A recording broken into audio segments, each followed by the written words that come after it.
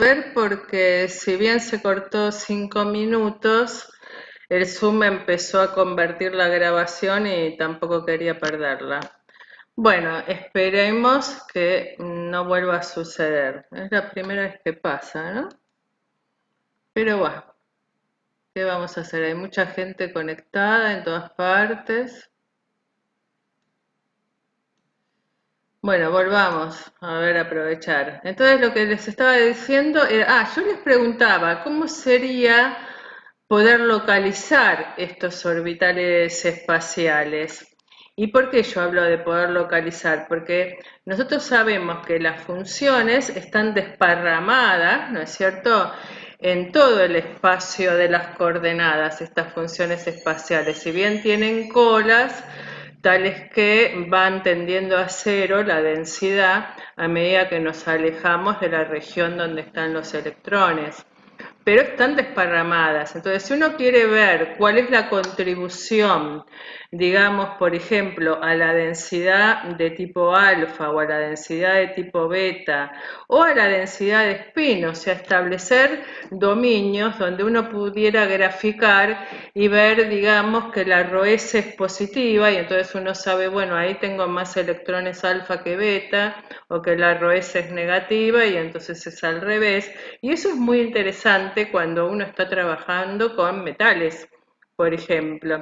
Sí, tiene un campo magnético, a uno le interesa cómo se van acomodando los espines, porque tiene que ver con otras propiedades, especialmente en magnetismo, como yo les comentaba. Entonces, la forma de hacer eso es localizar las funciones de tipo alfa y las funciones de tipo beta, y entonces uno va a tener densidades que están localizadas. La forma de localizar es aplicar una transformación unitaria que tenga proyección máxima en determinada región del espacio. Entonces uno se va a limitar, si uno lo que quiere ver es cómo se distribuyen, ¿no es cierto?, cuáles son los dominios de densidad de spin positiva. Uno lo que suele hacer es tratar de elegir alguna región que tenga, digamos, por ejemplo, que sea la región donde uno tiene los átomos y poniéndole algún radio máximo para delimitar cuál es la región en que quiere proyectar. Cuando uno trabaje con propiedades, entonces uno va a poder ver y va a poder identificar esos dominios de densidad de spin positiva o densidad de spin negativa. ¿Está bien? Y eso es muy interesante, uno lo ve en trabajos donde se usan materiales magnéticos y lo que usan es esta densidad de spin que estamos definiendo acá.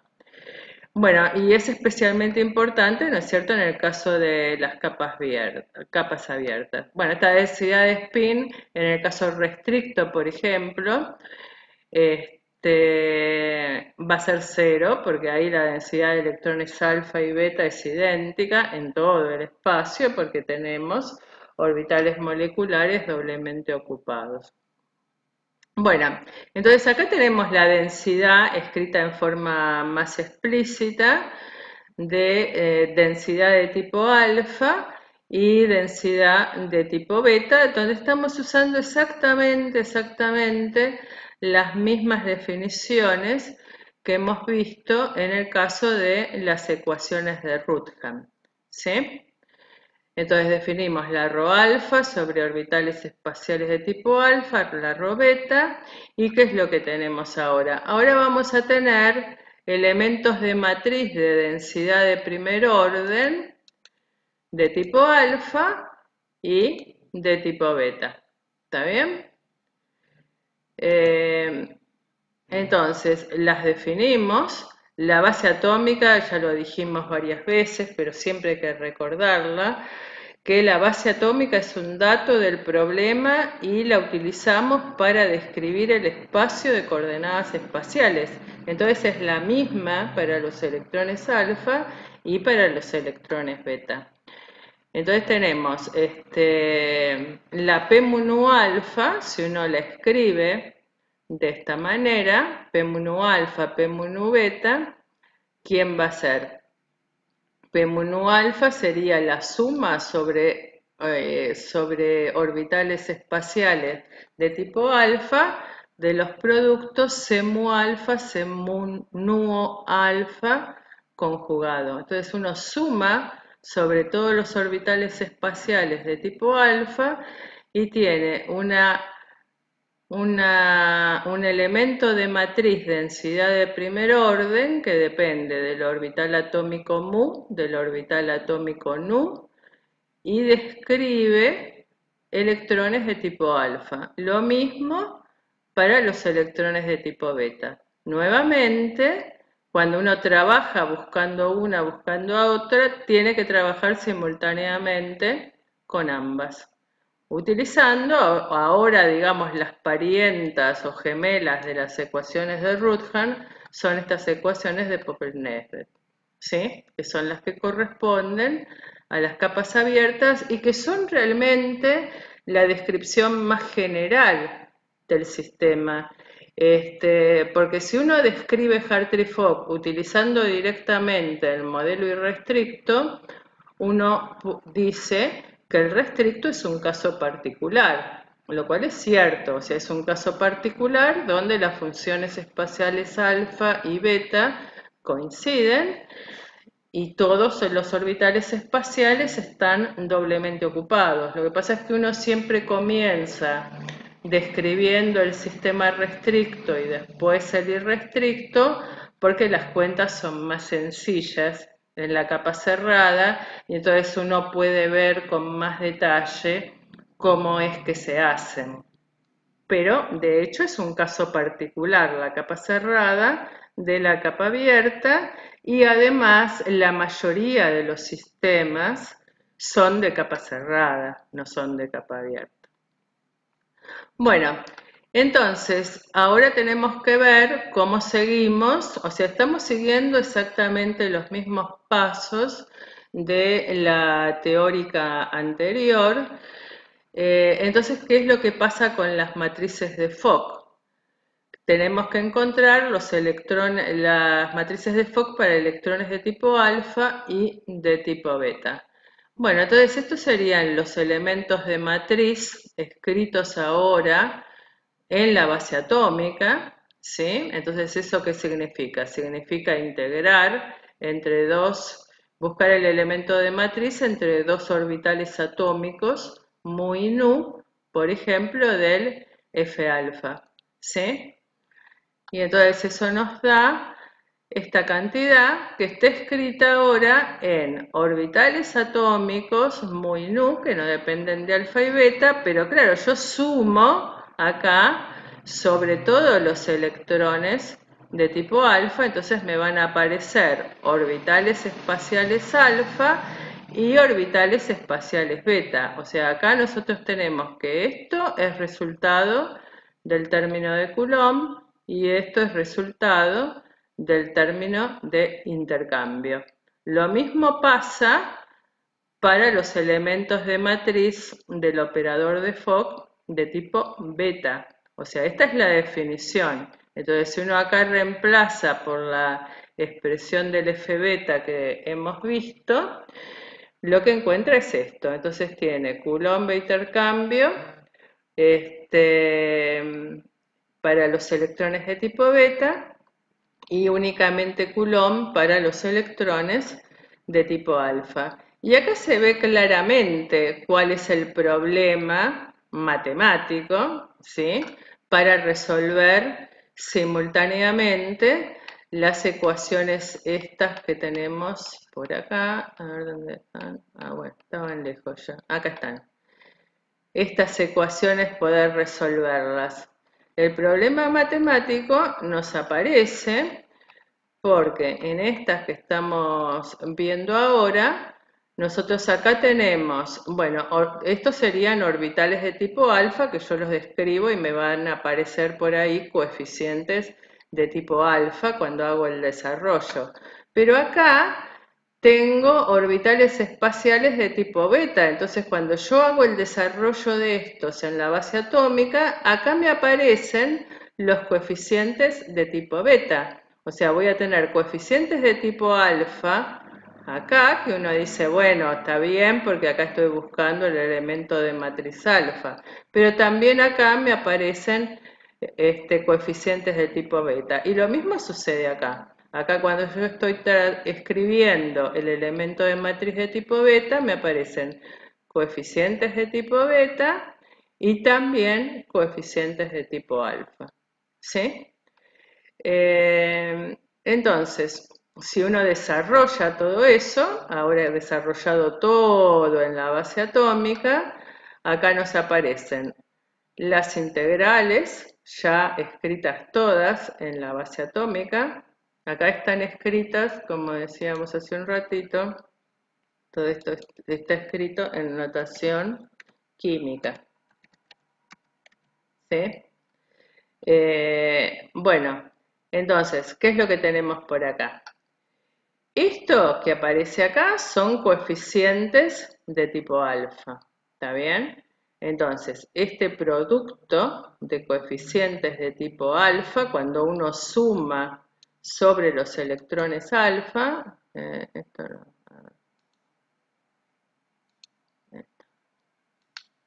acá cuando uno suma sobre los electrones de tipo alfa, ¿sí? Suma sobre los orbitales espaciales de tipo alfa, esta suma sobre orbitales espaciales de tipo alfa me da el elemento de matriz de la densidad de primer orden, lambda sigma, fíjense, de tipo alfa. Y acá que tengo, sumo sobre orbitales espaciales de tipo beta, los coeficientes de tipo beta, y entonces eso me da el elemento de matriz lambda sigma, que son índices de base atómica, o sea, yo sumé sobre la base de orbitales espaciales de tipo beta, el A corresponde a la identificación de la base espacial, y eso me da el P lambda sigma beta, el elemento de matriz de tipo beta, de la matriz densidad de primer orden entre orbitales lambda y sigma. ¿Sí? Y esto se escribe en forma un poco más sencilla. Si uno saca factor común acá, estas integrales bielectrónicas mu nu lambda sigma lambda, que la tenemos acá y la tenemos acá, uno puede sumar entonces el elemento de matriz alfa con el elemento de matriz beta y le queda la matriz densidad total para esta integral bielectrónica y la matriz densidad de tipo alfa, que acá tenemos metido el intercambio, ¿no? Para la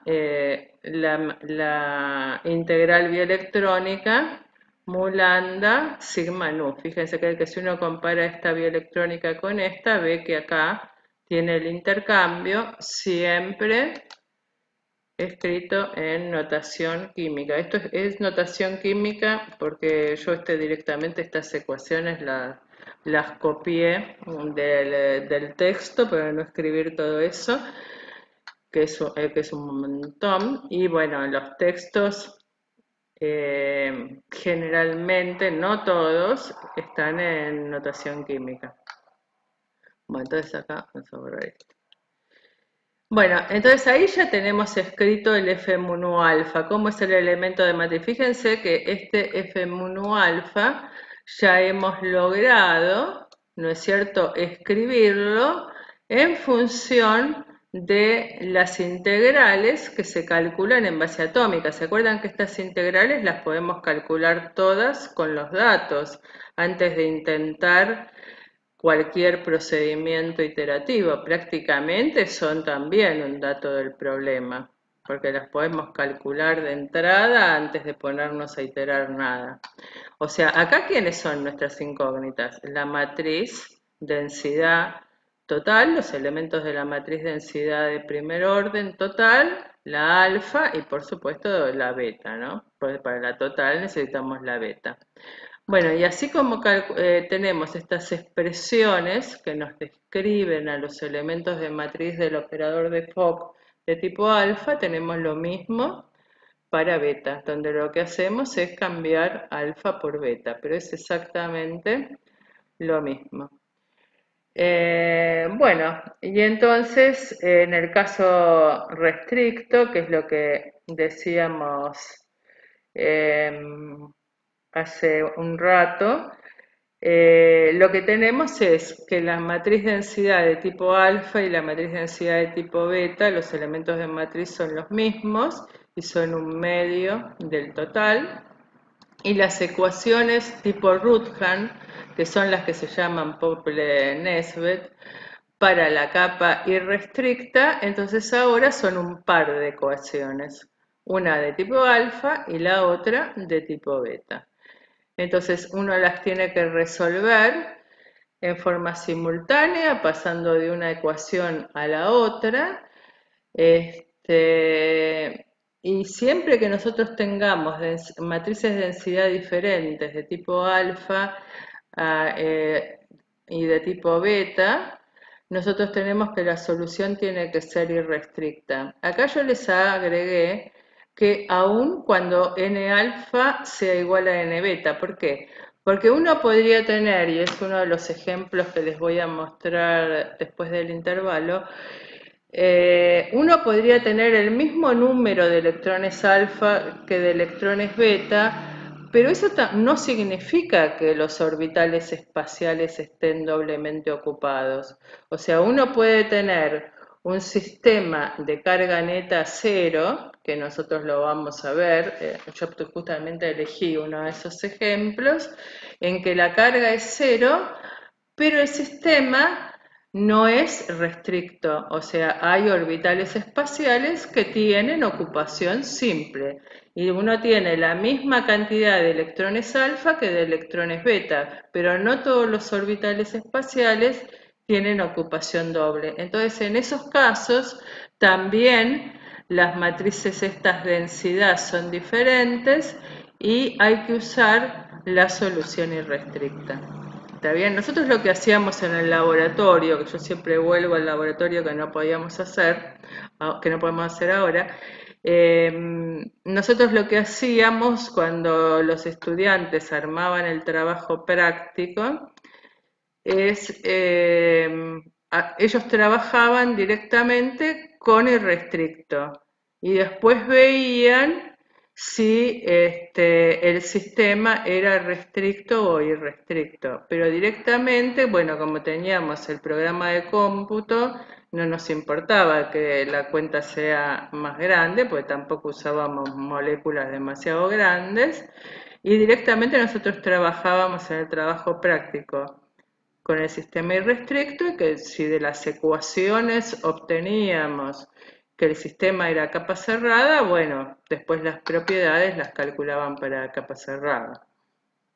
Pero digamos, eso es cuando uno tiene especialmente muchos electrones, uno no sabe a priori si el sistema es de capa cerrada o de capa abierta, porque no basta con fijarse en que no esté cargado. O sea, si está cargado, seguro que es capa abierta y hay que hacer Hartree-Fock irrestricto o cualquier otro método con más correlación, pero siempre irrestricto. Pero uno puede tener un sistema neutro, una molécula neutra, y no ser de capa cerrada. O sea, uno podría tener que hay electrones alfa que no ocupan, por lo menos algunos, que no ocupan los mismos orbitales espaciales que los beta. Entonces, para poder hacerlo, yo les decía, bueno, en el laboratorio lo que hacían era poner que el sistema era irrestricto, pero no basta con decir que es irrestricto, o sea, nosotros en el guess inicial, si bien con los átomos, teniendo las cargas de los átomos, uno sabe si el N alfa es igual a N beta o no, nosotros lo que le poníamos en forma explícita, nosotros trabajábamos con el spin. O sea, nosotros poníamos, tiene una palabra clave donde decía que el spin podía estar contaminado. ¿Por qué? Porque uno sabe que en la capa cerrada con orbitales espaciales doblemente ocupados es necesariamente un singlete. Y en el programa de cómputo uno le tiene que dar cuál es el spin, cuál es la multiplicidad de spin que espera. Y entonces nosotros le poníamos una palabra clave que significaba que uno suponía, por ejemplo, que era singlete, pero que podía estar contaminado, o uno suponía que era un triplete, pero que podía estar contaminado. Y eso permite que el sistema, o sea, el código, además de resolver las ecuaciones de Hartree-Fock, también busque cuál es el spin y cuál es la multiplicidad de spin. O sea, les hace el cálculo explícito del S cuadrado. Y entonces uno sabe con qué está trabajando. Bueno, y después vienen los ejemplos.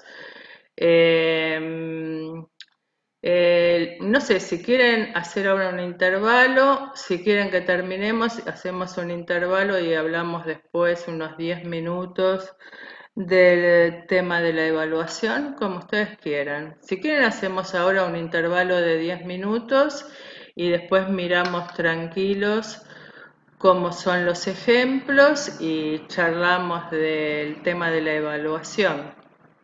¿Están de acuerdo? No sé. A ver. Ok, bueno, entonces hagamos 10 minutos de intervalo y después completamos con los ejemplos que yo creo que son interesantes y charlamos del tema de la evaluación, ¿sí? Bueno, quedamos así.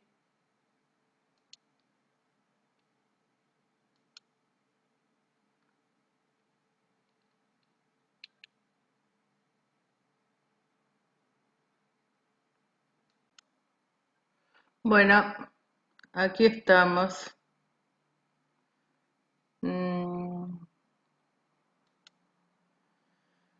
Bueno, están todos ya.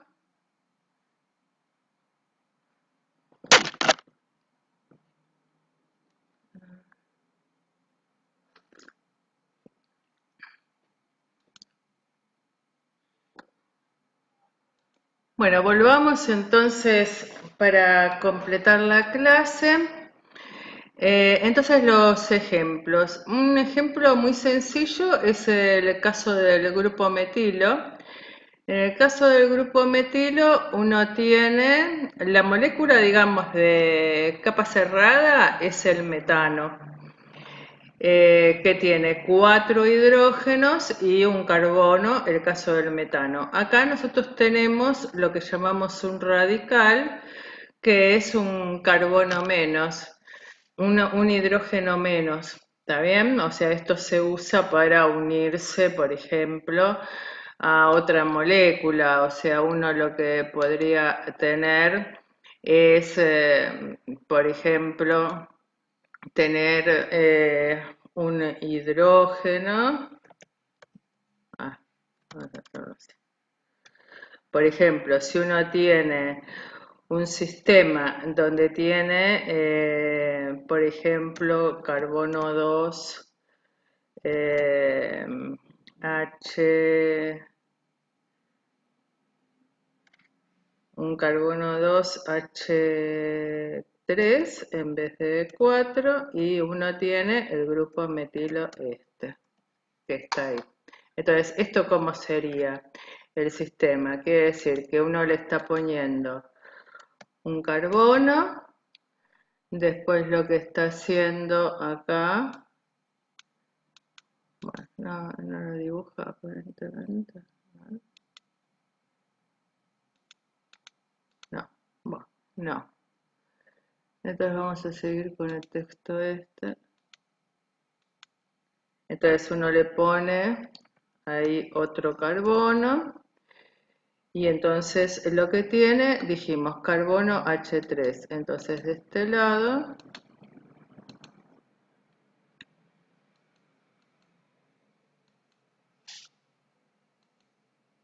Ahora le pone por acá, vamos acá, un hidrógeno, por acá abajo, a esta altura otro hidrógeno, por acá arriba le ponemos un hidrógeno, entonces acá tendríamos un C2H3, donde lo que está sucediendo es que esta unión, que yo la hice con puntitos, es una unión doble, porque el carbono tiene valencia 4, ¿sí? Acá no sé si me acepta que le ponga otra más abajo, bueno, un poquito más abajo, por ahí podría ponerle, a ver, más puntitos. ¿Cómo quedó? Entonces ahí se ve que esto, bueno, aproximadamente es una unión, muy bien, no se ve.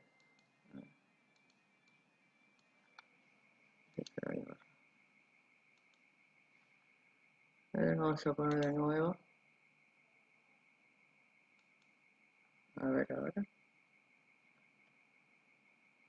Bueno, entonces uno supone que esta es una unión doble para los dos carbonos, está un carbono de cada lado, tenemos este grupo y acá le falta completar una valencia. Entonces en esta valencia que falta acá, uno lo que viene es el grupo metilo, que es carbono, H3. O sea, uno reemplaza uno de los carbonos del sistema, o sea, el sistema con valencia doble sería carbono 2, o sea, podemos ponerlo así para que se entienda, o H, carbono, carbono, H2. Ese sería el sistema de capa cerrada, donde uno tiene dos carbonos unidos por una unión doble y aparecen un hidrógeno, otro hidrógeno, de esta manera, son simétricos, ¿no?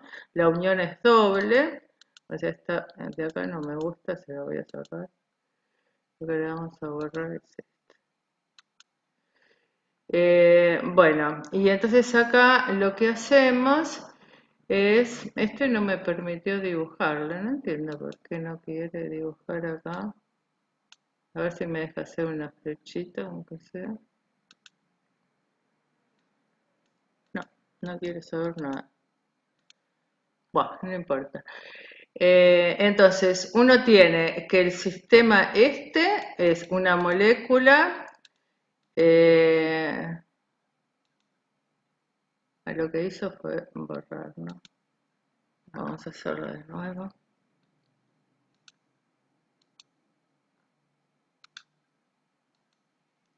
Entonces, la molécula sería H2, carbono, carbono, H2. Entonces son los dos carbonos con una unión doble y después tienen en forma simétrica dos hidrógenos. Si uno reemplaza uno de estos dos hidrógenos, lo saca y pone ahí lo que quiera. Uno puede poner, por ejemplo, este grupo metilo, que es de este tipo. Entonces el carbono se une a este otro carbono con una unión simple y le quedan los otros tres hidrógenos que están así distribuidos en el espacio.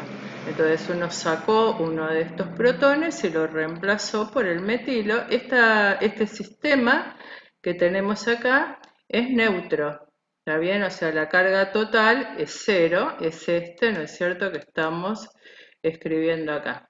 ¿Sí? La carga total es cero, no tengo electrones arrancados. Yo saqué un átomo completo y lo reemplacé con una unión simple, tal como es esta, por una molécula, por un radical. Vamos a sacar esto.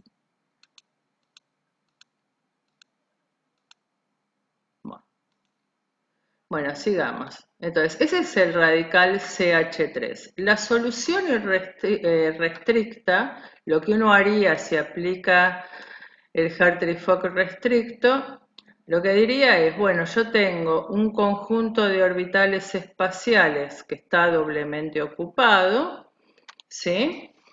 Y como me queda todavía acá con el CH3, ahora estamos mirando únicamente al grupo metilo. En el caso del grupo metilo, sí, yo tengo que el carbono tiene valencia 4 y estoy ocupando 3 de sus valencias con 3 protones, ¿sí? Con 3 átomos de hidrógeno. Entonces me queda ahí un electrón desapareado. Entonces si uno lo piensa en la solución restricta, uno lo que tiene son 8 electrones que están ocupando orbitales espaciales doblemente ocupados y uno más. Si ustedes cuentan cuántos electrones tienen en el carbono y le suman los 3 que corresponden a 3 hidrógenos, les da justamente 9. ¿Está bien? O sea, tienen 6 del carbono y 3 de los 3 hidrógenos. Le dan los 9, entonces si uno lo piensa con lo que aprendimos en Hartree-Fock restricto, dice, bueno, tengo 4 orbitales espaciales doblemente ocupados y uno con ocupación simple, ¿sí? Eso es lo que uno pensaría de ahí y diría, bueno, esto es un doblete, papá, todo eso. Bueno, pero, y entonces nos queda un electrón desapareado, al cual uno diría que es un electrón de simetría pi. ¿Por qué? Porque lo que quedó, el electrón que sobra viene a estar en el carbono. El carbono tiene orbitales tipo S, orbitales tipo P.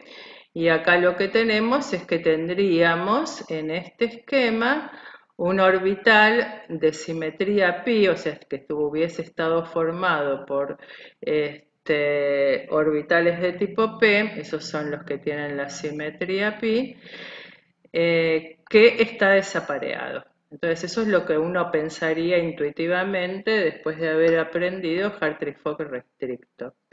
Cuando uno hace el experimento de resonancia paramagnética electrónica, uno ve que eso está mal, porque estudiando los modos vibracionales no corresponden a tener un único electrón desapareado, o sea, no corresponden a un estado de tipo doblete, como sería este que tenemos representado ahí. Entonces ese modelo no va y hay que ir al modelo UHF permitiendo a los electrones que ocupen diferentes orbitales espaciales, que es lo que nosotros solíamos hacer en el laboratorio. Uno le pone que sea irrestricto y que además que elija el spin. Le decimos que el spin puede estar contaminado.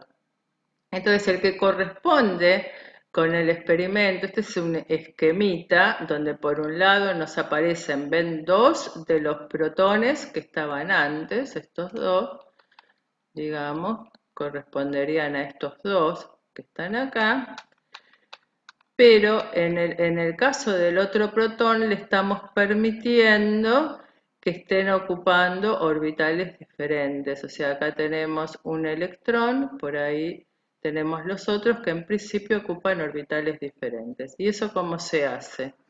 Entonces uno lo que hace cuando hace el R estricto es permitir que los orbitales espaciales sean diferentes, tales que, por ejemplo, uno puede elegir alfa o beta para el electrón, digamos, que queda desapareado, no importa, porque el hecho de elegir que alfa es up y beta es down es una convención, nada más. Acá lo importante es que hay un electrón de tipo alfa o beta más que los de tipo beta o alfa, ¿sí?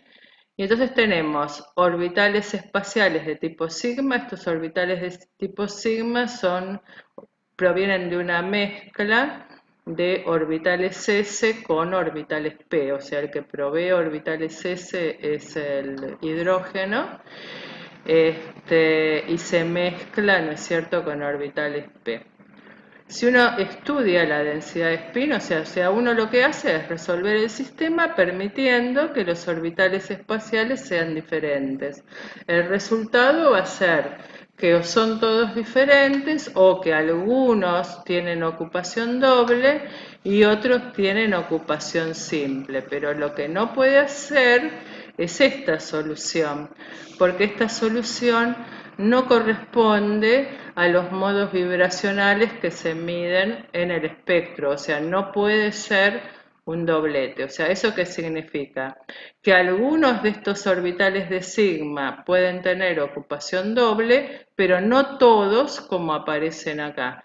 En realidad hay un orbital sigma que es el que se desaparea, digamos, y uno tiene separados dos electrones por ahí, y además el que ahí estamos poniendo con simetría de tipo pi. Entonces, uno así lo escribe en general y después el código les da la configuración electrónica correcta.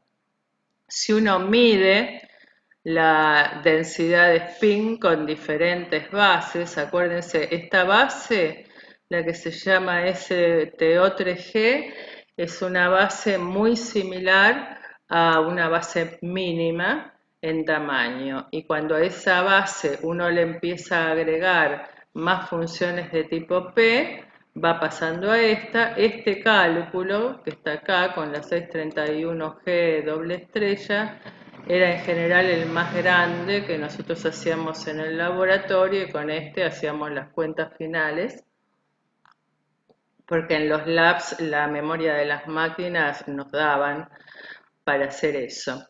Así que esto lo hubiéramos podido reproducir. Y entonces uno lo que tiene acá es la densidad de spin. Entonces tenemos la densidad de spin alfa y la densidad de spin beta, con signos diferentes, ¿sí? Y tenemos acá el S cuadrado. Fíjense que el S cuadrado no es un doblete, es un doblete contaminado. Si fuera un doblete puro sería 0,75, y acá uno tiene efectivamente una contaminación. Entonces esto demuestra que este modelito es incorrecto, porque este modelito corresponde a un S cuadrado de 0,75. Entonces ese es un ejemplo de irrestricto, que podemos pensar que ahí, digamos, es lógico porque uno tiene tiene 9 electrones, entonces necesariamente uno tiene que estar desapareado, pero si uno de entrada va y supone algo así, entonces el resultado está mal. El sistema en realidad lo que prefiere es que haya por lo menos 3 electrones que ocupen orbitales espaciales diferentes. Y eso es lo que aparece acá como contaminación de spin, o sea, el estado no está spin adaptado, ¿sí? Para ninguna de las bases. Los numeritos son bastante similares. Fíjense que con la base 631G doble estrella los números son prácticamente los mismos que con 2 estrellas. Las estrellitas son funciones de tipo D y F. Cuando uno pone D es una estrellita, cuando ponen 2 estrellitas tienen funciones de tipo D y de tipo F. Y uno las pone para poder extender, ¿no es cierto?, para darle más libertad a los electrones para que se muevan en el espacio de las coordenadas. No importa que en este caso nosotros no tengamos electrones de tipo D o de tipo F. O sea, en el carbono tenemos electrones de tipo S y de tipo P, en el hidrógeno tenemos electrones de tipo S. Pero el hecho de agregar funciones de tipo D y funciones de tipo F sirve para aumentar la región del espacio donde nuestras soluciones son válidas. ¿Está bien? O sea, permite a los electrones que puedan buscar en un espacio más grande cuál es el estado fundamental del sistema. Entonces uno no tiene que cometer el error de decir, ah, no, pero como esto tiene electrones S y P y este tiene electrones S, estas dos bases que están por acá no las puedo usar. No, todo lo contrario. Uno tiene que usar siempre la base más grande que pueda hasta que llegue a lo que llamamos el límite de Hartree-Fock. O sea, eso quería decir, si agregamos más funciones atómicas, ya la energía no varía más, entonces lo único que hacemos es gastar más recursos. Ese es el límite de Hartree-Fock. Bueno, pero acá se ve claramente que el spin está contaminado y que la solución es irrestricta pura, ¿sí? El otro caso que les quería mostrar es lo que les estaba comentando de tener un sistema ya no como el metilo, donde uno tiene carga, tenemos un electrón, tenemos 9 electrones allí, en lugar de lo, que no compensan todas las cargas, sino que acá tenemos el caso de la molécula de oxígeno 2 que no está cargada. O sea, nosotros acá lo que tenemos es un número par de electrones en la molécula de oxígeno 2. El oxígeno tiene número atómico 8, ¿sí?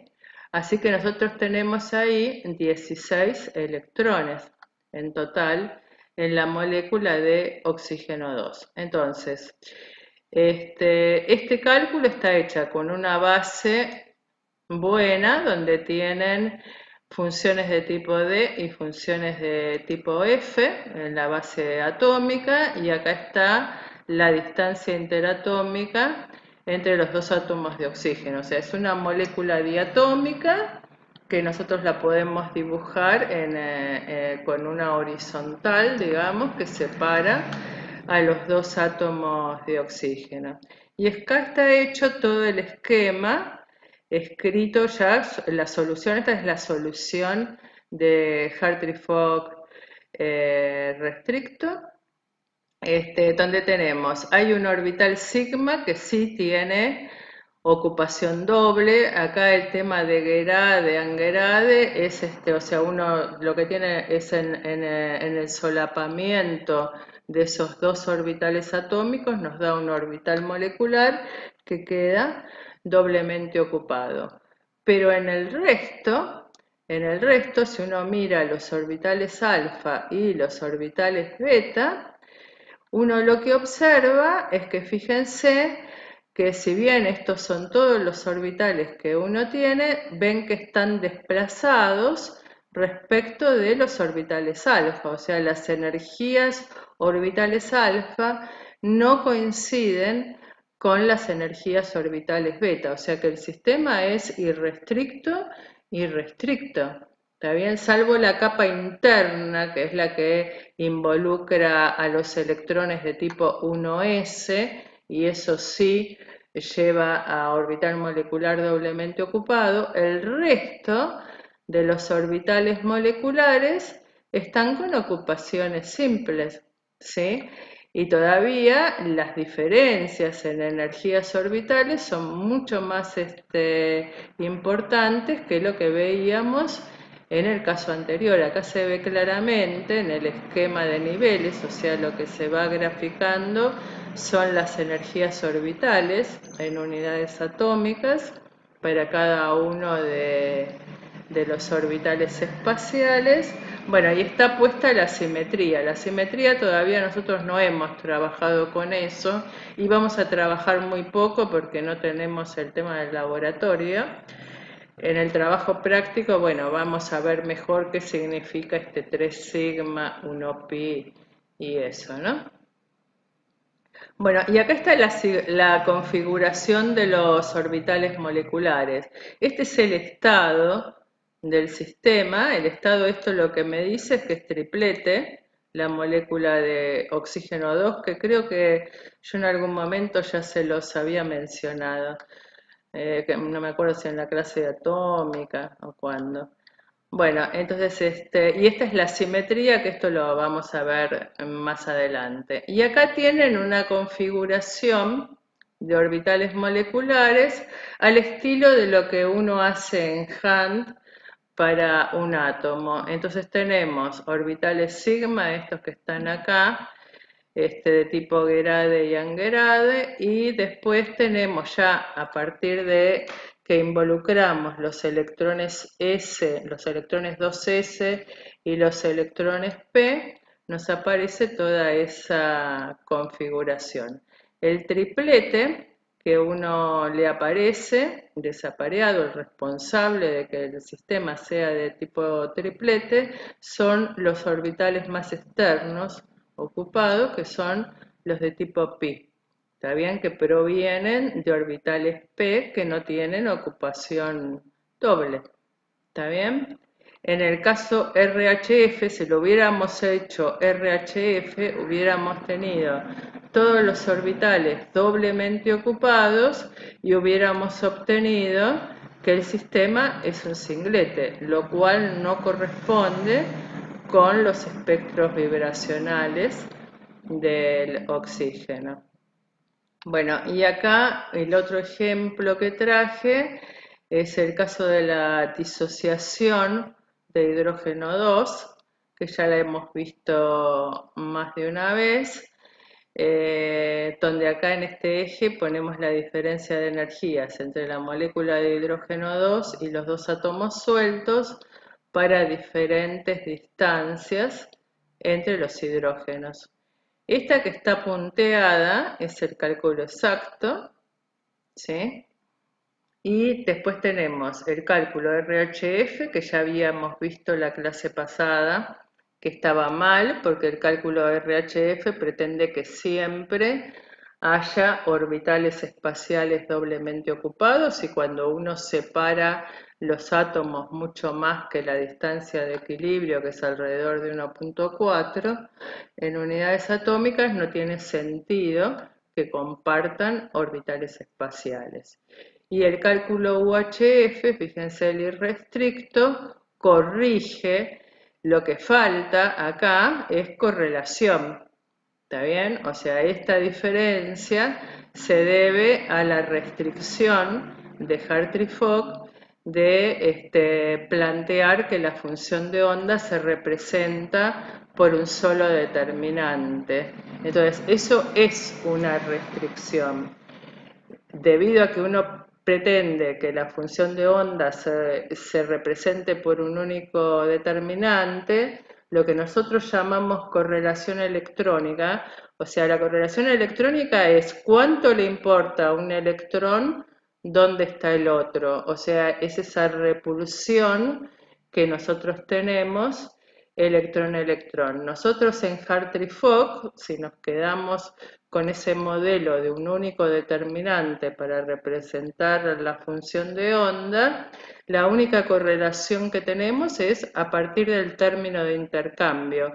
O sea, ¿qué es lo que hace? Lo que hace es distinguir si dos electrones tienen spin paralelo o spin antiparalelo. Entonces, si el spin es paralelo, no les permite ocupar el mismo orbital espacial. Pero si el spin es antiparalelo, pueden ir donde quieran, no importa. Y bueno, y eso es una restricción, porque nosotros sabemos de cuántica que no es cierto que a un electrón no le importe dónde se pone otro, si lo único que le pedimos es que tengan diferentes spin, ¿sí? Pero eso es lo que causa esta diferencia de energías que vemos acá entre el cálculo exacto. Este cálculo es un cálculo que es interesante porque es un cálculo que es muy viejo, debe tener como 60 años, y está hecho todo a mano, ¿eh? Está sin computadora, sin nada, que siempre me olvido de traer la cita, pero se los voy a poner en la página, en la parte de teóricas lo voy a bajar el artículo y se los voy a poner para que lo miren porque es interesante, ¿no es cierto? También ver un artículo que es muy antiguo, pero cómo hicieron la cuenta toda a mano e hicieron el cálculo exacto y sigue siendo el cálculo exacto el de Colos-Bolognesi, ¿no? Bueno, la disociación en este caso está hecha con esta base, ¿sí? Eh, entonces, cuando uno estudia la disociación, si uno lo hubiera hecho pensando tipo Hartree-Fock, por ejemplo, si uno pone que esto se representa por un único determinante, que es lo que nos dice Hartree-Fock. El determinante irrestricto sería este, o sea, uno pone una función para alfa, una función de tipo beta, que son diferentes. Por ejemplo, si elegimos una función matemática phi1 para el orbital espacial de tipo alfa y una función matemática phi2 para la función espacial de tipo beta. Y entonces nuestro determinante sería de este tipo, y aun cuando la distancia entre los átomos tienda a cero, o sea, cuando nos estamos moviendo por acá, que es la cuenta que hace, ¿no es cierto?, el Hartree-Fock irrestricto, este es la representación de nuestro estado de Hartree-Fock irrestricto. Lo único que hacemos es ponerle orbitales espaciales diferentes, pero siempre un único determinante. Cuando uno resuelve el sistema siempre irrestricto, ¿verdad? O sea, siempre con orbitales con ocupación simple para los irrestrictos, pero le permite al sistema que no sea un único determinante, y uno hace la cuenta, se obtiene que el resultado exacto sería este.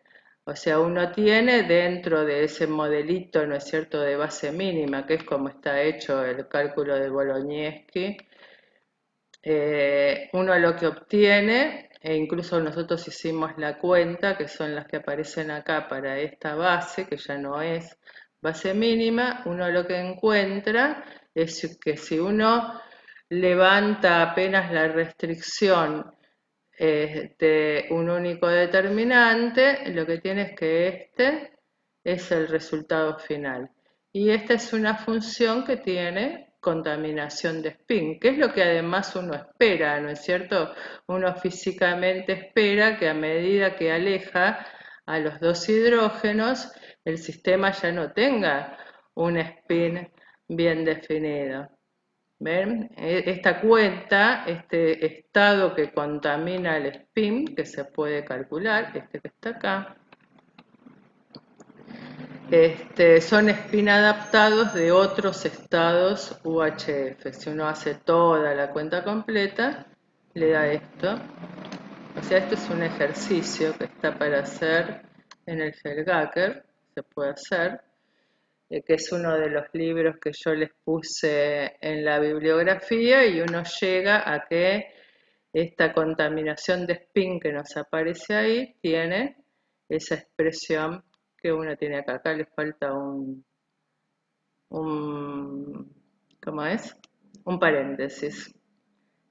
O sea, es una contaminación, fíjense, de tipo triplete en esto que tienen acá, que es lo que uno obtendría directamente con Hartree-Fock. Con Hartree-Fock en realidad uno lo que piensa es esto, como límite para R tendiendo a infinito. O sea, le permite que las funciones espaciales sean diferentes, pero tiene un único determinante. Cuando uno acepta levantar la restricción de un único determinante y decir, bueno, el sistema es irrestricto, pero permito que la configuración sea una combinación de determinantes, tiene por un lado estos dos términos, que cada uno de ellos, fíjense, es un mismo orbital espacial, alfa y beta, o sea, individualmente cada uno de ellos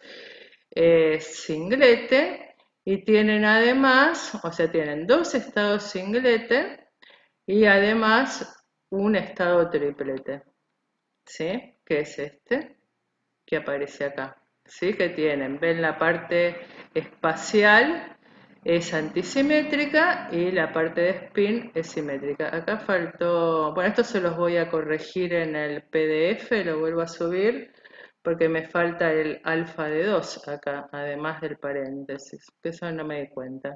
Bueno, pues esto me acuerdo y ya hoy mismo lo corrijo. Bueno, y después acá tenemos otros ejemplos de estados que también son de Hartree-Fock restricto.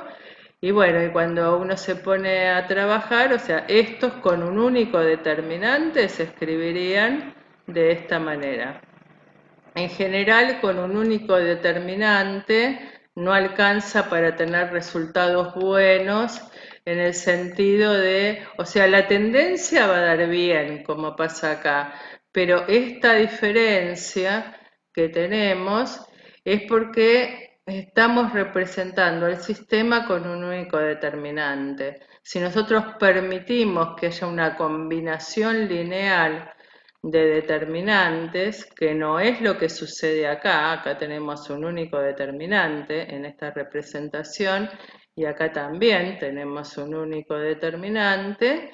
Estos tienen estados de spin bien definidos. Acá tenemos un doblete, acá tenemos un triplete, pero la correlación, si bien va a tener, por ejemplo, en un experimento como este, va a tener la tendencia correcta, si uno lo compara con un resultado exacto o con un experimento, va a haber una diferencia. ¿Está bien? Y eso se debe al hecho de que le estamos pidiendo un único determinante. Bueno, entonces, eh, a ver. Bueno, entonces lo que vamos a hacer ahora, con esto terminamos. A ver, vamos a ver acá.